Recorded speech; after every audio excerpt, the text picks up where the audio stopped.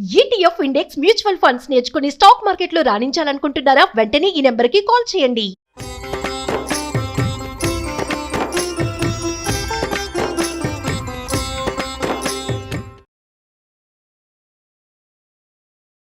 నమస్తే రమగారు. నమస్తే జయ. రమగారు, మనం లాస్ట్ టైం ఒక వీడియో చేసాం, దీపారాధన చేసేటప్పుడు పాటించాల్సిన నియమాలు, తల స్నానం చేయాలా చేయకూడదని. చాలా మంది చాలా బాగుందని చెప్పారు. అయితే కొన్ని డౌట్స్ను కూడా చెప్పారండి, కొన్ని కామెంట్స్ రూపంలో తెలియజేశారు. నాన్ వెజ్ తిని దీపారాధన చేసేటప్పుడు ఎటువంటి నియమాలు పాటించాలి? తిన్నాక దీపారాధన ఎలా చేస్తారు ఎవరైనా? దీపారాధన అంటే ఏంటి? అందులో క్లియర్గా పొద్దున్నే చేయండి అని చెప్పినట్టున్నాం మనం. అంటే టిఫిన్ తిని దీపం పెట్టచ్చా ఇలాంటి ఉన్నప్పుడు నువ్వు నాన్ వెజ్ తినదలుచుకున్నప్పుడు పొద్దున్నే పెట్టుకోండి. ఇప్పుడు నాన్ వెజ్ తినకుండా చేస్తావు, లేదా తిన్నాక చేయొచ్చా కూడదా, తిన్న వెంటనే చేయొచ్చా చేయకూడదు అంటే ఏదైనా సరే ఆహారం తిన్నాక అంటే అన్నం తిన్నాక చేయకూడదు. అప్పటికి మధ్యాహ్నం అయిపోతుంది కదా. బ్రేక్ఫాస్ట్ గురించి మాట్లాడావు, బ్రేక్ఫాస్ట్గా కూడా నాన్ వెజ్ తింటారా ఏమో, నన్ను అడిగితే ఎలా చెప్పు ఇలాంటివి నువ్వు. అది భోజనంలో తినేది కదమ్మా. ఇప్పుడు మీరు అది మీ ఆహారం, వెజ్ నాన్ వెజ్ అది ఆహారపు అలవాట్లు కదా. ఇప్పుడు నువ్వు ఇవాళ తిన్నా, నిన్న తిన్నా, లేదా రేపు తినబోయినా అదే ఆహారంతో పెరిగిన శరీరం మంది, అంతే కదా. లోపల లేకుండా ఉంటుందా? మన రక్తము మాంసము మధ్య దేని నుంచి ఫామ్ అవుతాయి? ఆహారాన్ని బట్టే. అవునండి. మరి ఇప్పుడు దాని మీద ఇంకా ప్రశ్న ఏమిటి? మీకు శంక అయితే మీరే మానేసుకోవాలి, నన్ను అడగాల్సిన పనే లేదు. బహుశా తయారు చేయటం ముట్టుకోవటం మీద ఎక్కువగా ప్రశ్నలు ఉండుంటాయి. చేయటము అంటే ఇప్పుడు ముట్టుకున్నాము, ముట్టుకుంటే అది ముట్టుకోకూడని పదార్థము అయినప్పుడు తినే పదార్థంగా ఎలా పరిణమించింది అది?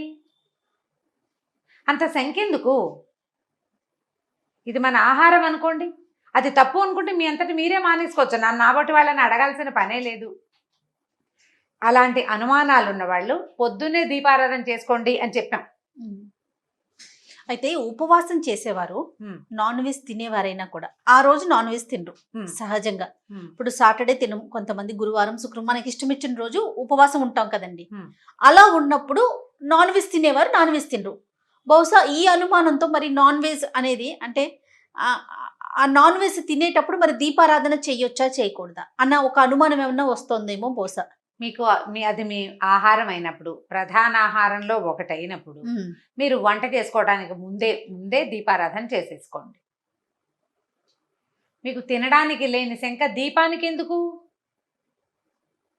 దీపానికి ఎందుకు? పెట్టుకోండి పొద్దున్నే దీపారాధన చేసేసుకోండి. తర్వాత మీ వంట వ్యవహారం ఏదో ఒకటి చేయండి. సాయంకాలం దీపం పెట్టాలా అది కూడా నన్ను ఒకళ్ళు అడిగారు. మధ్యాహ్నం నాన్ వెజ్ తింటే సాయంత్రం దీపం పెట్టాలి, అది పూర్తిగా మీదేనమ్మా, నేను చెప్పను అలాంటివి, ఎవ్వరు చెప్పకూడదు కూడా అవి. అసలు నేను ఈ మాట చెప్పడం కూడా అంత సమంజసమైన విషయం కాదు.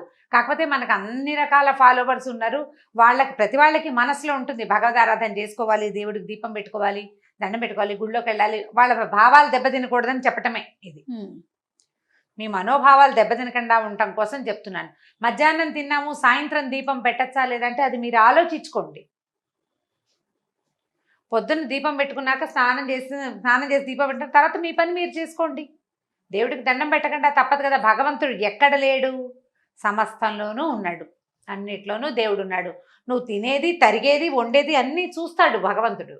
ఆయన మన పక్కనే ఉంటాడు, మనతోటే ఉంటాడు, మనలోనే ఉంటాడు. దీపం పెట్టడం అనేది ఒక శ్రద్ధాపూర్వకమైన ఒక క్రియ, దానికి మీ శ్రద్ధ అవసరం. స్నానం చేసి శుద్ధంగా దీపం పెట్టుకుని తర్వాత వండుకోండి కావాలంటే, అంత అనుమానం ఏమక్కర్లా. సాయంకాలం సంగతి మాత్రం నన్ను అడగద్దు, అది మీ ఓపిక, మీ మనస్సు, మీ ఇష్టం. చేయొచ్చా చేయకూడదా అంటే నేను అలా చెప్పలేకపోతాను. మరి ఎవరిని మిమ్మల్ని సమర్థిస్తారో వాళ్ళని అడగాలి, అంతే అంతే. మీ పరిధిలోకి రాదు, నా పరిధిలోకి రాదు. నేనైతే ఇదే చెప్తా. అసలు దీపం అనేది శ్రద్ధాపూర్వకమైన అదే మీరు చెప్తున్నట్టుగా ఉదయమే లేచి ముందు దీపం పెట్టేసుకుంటే తర్వాత మనం ఏం తిన్నా ఏం తినకపోయినా అవన్నీ తర్వాత విషయాలు, ఇంకా ఏం చెయ్యాలి అనేది రాకపోవచ్చేమో బహుశా, అంతే కదండి. ఇప్పుడు మనకు వచ్చిన కామెంట్స్ లో ఇంకొకటి కూడా ఉందండి. కార్తీక మాసం అప్పుడు మనం ప్రతిరోజు కూడా తలస్నానం చేస్తాం. మరి తలస్నానం చేసినా చేయకపోయినా పర్వాలేదని ఒక సందర్భంలో అనుకున్నాం కదా, దాన్ని ఎలా తీసుకోవాలంటారు? కార్తీక మాసపు స్నానం నేను నీకు ఆ రోజు చెప్పినప్పుడు క్లియర్గా ఒక మాట చెప్పాను. పండగలు, పర్వదినాలు, పుట్టినరోజులు మీ మూడిటికి ఎగ్జెంప్షన్, వార నియమం ఏ నియమము లేదు అని.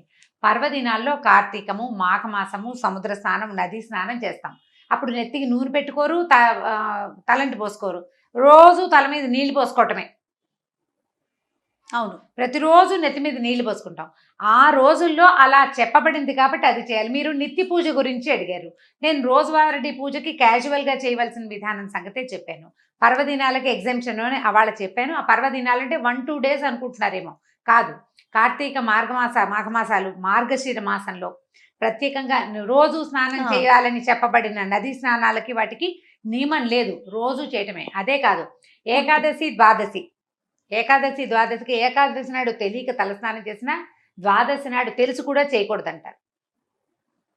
తెలియక ఏకాదశి నాడు చేసినా కూడా తెలిసి తెలియక కూడా ద్వాదశి నాడు చేయకూడదు. ఏకాదశి నాడు తల అంటుకోకూడదు, ఒట్టి తల స్నానమే చేయాలి. నీకు తిథి నియమాలు అవన్నీ ఎవరికి పాటింపు? రోజు తిథి చూసుకునే వాళ్ళకి. ప్రతి వాళ్ళు దీపారాధన దేవుడికి దీపం పెట్టి ఆఫీసులకు పరిగెత్తే వాళ్ళు తిథులు ఎవరు చూసుకుంటారు? చూసుకోం కదా, అంత తిథులు అవసరం లేదు కదా. నిత్యము తిథితోటి కనుక చెప్పుకునే వాళ్ళకి నేను చెప్పక్కర్లేదు. అసలు నిత్యము తిథి చూసి తిథివార నక్షత్రాల ప్రకారం పూజా విధానం చేసుకునే వాళ్ళకి ఎవ్వరూ చెప్పక్కర్లా, వాళ్ళ విధానం వాళ్ళకి ప్రత్యేకంగానే ఉంటుంది. అయితే కార్తీకము, మాఘమాసము, మార్గశిర మాసాలు, తర్వాత ఈ వైశాఖ మాసంలో ఇలా స్నానాలు చేసేటప్పుడు వన్స్ ఇన్ ఏ వైల్ అయినా కుంకుడుకాయ పెట్టి రుద్దుకోకపోతే జుట్టు ఉండదు. అవును, అలాంటప్పుడు ఏం చేస్తారంటే తల అంటుకోకుండా ఏం చేస్తారు, సాయంకాలం పొద్దున్న స్నానం చేస్తారా, సాయంత్రం కొద్దిగా నెత్తికి చమురు పెట్టుకుంటారు. చాలా మందికి పొడి జుట్టు ఉంటే తలకాయ నొప్పి వస్తుంది నూనె లేకపోతే. పొద్దున ఆ నిన్నటి నూనెని రుద్దుకోవచ్చు, తల రుద్దేసుకోవచ్చు. మనకి తల అంటే పొద్దున్నే అంత నూనె పెట్టించుకుని తలకి బాగా నూనె రాసుకుని ఒంటికి నలుగు పెట్టుకుని స్నానం చేయకూడదు. అది సౌందర్యం కోసము వాటి కోసము ప్రయత్నించకూడదు. కాబట్టి ఆ రోజుల్లో చెయ్యరు. మనమే కార్తీక పురాణం, మాఘ పురాణం చేసినప్పుడు నిత్య స్నానం అవసరము అని చెప్పబడింది క్లియర్గా. అవును, ఆ రోజులకి దీనికి సంబంధం లేదు. ఇది నిత్య పూజ కోసం చేసేదే.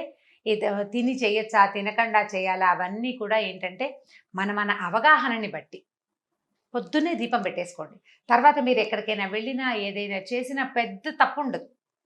అక్కడి నుంచి వచ్చాక చేయాలంటే కొంచెం ఇబ్బంది. మళ్ళీ మనం దీపారాధన అవి అపరాహ్నాలు మిట్ట మధ్యాహ్నాలు చేయండి, పొద్దున్న చేసుకుంటాము. ఏదైనా ఇబ్బంది ఉంటే సాయంకాల దీపారాధన మానుకుంటే సరిపోతుంది. ఆ ఒక రోజుకి, అవును, ఆ ఒకరోజు మానేస్తే సరిపోతుంది. అగరవత్తులు వెలిగించుకోవచ్చు, దేవుడికి ఒక దండం పెట్టుకోవటం, దీపారాధన చేయటం అనేది ఒక అలవాటు అంతే. సో పుట్టినరోజులు, పర్వదినాల్లో మనం పట్టించుకోకూడదు ఆ రోజుల్లో. వారాల పట్టింపులు అవి ఏమీ లేవు. పుట్టినరోజు అయితే మొన్న ఒకళ్ళు కూడా అడిగారు, నువ్వు కూడా నీ డౌట్ కూడా అదే, పుట్టిన వారం నాడు తలంటి పోసుకోకూడదు అని అనేది విన్నాను నేను. కొన్ని ప్రాంతాల్లో ఉంది జయ. నేను ఒక మాట చెప్తాను ఈ సందర్భంగా, ఈ మాట చెప్పచ్చు. ఇది వరకు 10, 12, 14 మంది పిల్లలు ఉండేవాళ్ళు, 8 మంది, 7 మంది, 6 మంది కూడా ఉండేవాళ్ళు.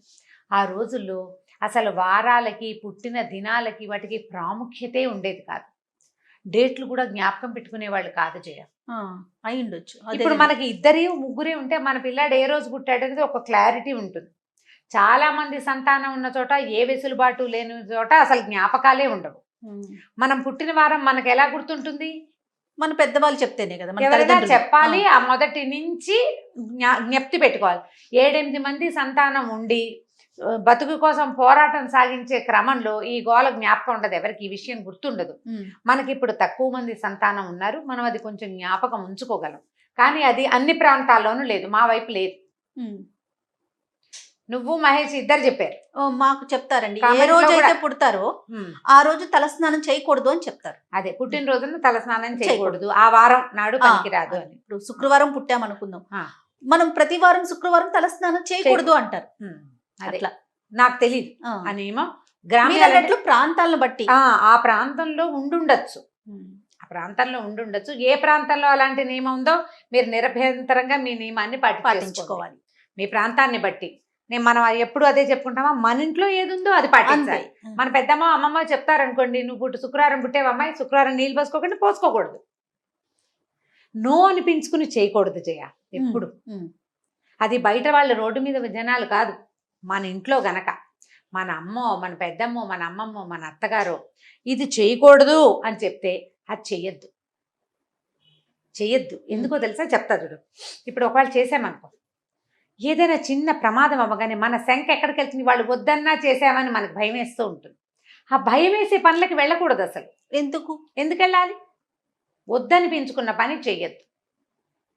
ఇప్పుడు మామూలు వద్దంటే ఇవాళ బయటకు వెళ్ళదు, లేదా అన్నం తినద్దు, ఈ పని చేయద్దు, చిన్న చిన్నవి కాదు, ఇలాంటివి నమ్మకాలు తీవ్రంగా ఉన్న విషయాలలో, అంటే భావాలు దెబ్బతినే వ్యవహారాల్లో ఆ పని చేయకూడదు. అప్పుడు ఎదుటివారు హట్టవరు, మనకి అనుమానం ఉంటుంది, భయం లేకుండా ఉంటుంది. అవునండి. ఈజీగా ఈ 2 మార్గాలు ఆలోచించండి అమ్మా. తలస్నానాలు ఒక ఆవిడ నిన్న ఫోన్ చేయించారు కూడా నాకు. 30 ఏళ్ళ నుంచి రోజు తలస్నానం చేసే అలవాటు ఆవిడకి. రోజు చేయక్కర్లేదు అని నేను చెప్పాను కదా, ఆవిడకి అనుమానంగా ఉంది. అమ్మ, నిత్యము తలస్నానం చేసే అలవాట్లు ఉన్నవాళ్ళు మీ దారిని మీరు చేసుకోండి, అంతే. అనుమానం ఉన్నవాళ్ళు ఈ ప్రకారం చేయండి. చేయాలా వద్దా, చేయటం అవసరమా అని భావించే వాళ్ళు అవసరమో కాదో చెప్పాము, అంతే. ఇలానే చేయాలని కాదు, మీకు తోచింది మీరు చెప్పారు, అంతే. మీరు ఇప్పుడు చేసేది అదే. ఇప్పుడు నిత్యంగా అంటే రోజు స్నానం చేయకపోతే తప్పేమోనని భావించే వాళ్ళ కోసం చెప్పింది, అంతే. చేయాల్సిందేనని నియమం లేదు. మీకు అలవాటు ఉంటే అలవాటు ప్రకారం చేసేయండి. కొత్తగా వచ్చే చెడేది 30 ఏళ్ళ నుంచి లేని చెడు ఇవాళ కొత్తగా వస్తుందా? ఇంకొకళ్ళు కూడా అడిగారు నన్ను, కేరళ వాళ్ళు రోజు స్నానం చేస్తారు కదండి, వాళ్ళ ప్రాంతం వేరు, మన ప్రాంతం వేరు. ఆచార వ్యవహారాల్లో మార్పులు ఉన్నాయి. వాళ్ళు ఏం చేస్తారు, స్నానం చేస్తారు, తడి జుట్టుకే కొబ్బరి నూనె రాసేసుకుంటారు. ఆ నూనె తల మీద నువ్వు చూడు, డ్రైగా హెయిర్ పొడి పొడిలాడుతూ ఉండదు. ఏ కేరళైట్ హెయిర్ 300 మందికి జుట్టు నెత్తికి అంటుకుపోయి పెద్ద పెద్ద జళ్ళు ఉంటాయి, తలకంటూ నూనె ఎక్కువ రాస్తారు. ఆ నీళ్లు పోసినా వాళ్ళ తలలు ఆరిపోతాయి, వాళ్ళకి అట్లా అలవాటు.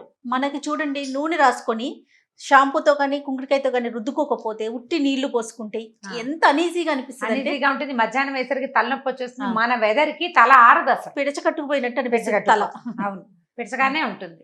వాళ్ళ అలవాట్లు వాళ్ళవి, మనవి కూడా. ఇప్పుడు నేను చెప్పే పాయింట్ కూడా మన ఇంట్లో ఉన్న పద్ధతి, మన వాళ్ళంతా ఆచరించే పద్ధతి, లేదా మనం ఎవరిని ఫాలో అవుతామో వాళ్ళు చెప్పిన పద్ధతి, దాని ప్రకారం వెళ్ళిపోండి. భయం ఉండదమ్మా, అంతే. భయం లేకుండా ఉంటుంది, అంతే. రైట్ అమ్మ గారు, థ్యాంక్ యూ అండి. నమస్తే. నమస్తే జయ. ఈ వీడియో కనుక మీకు నచ్చినట్లయితే లైక్ చేయండి, షేర్ చేయండి. మరిన్ని వీడియోస్ కోసం మా ఛానల్ని సబ్స్క్రైబ్ చేసుకోండి.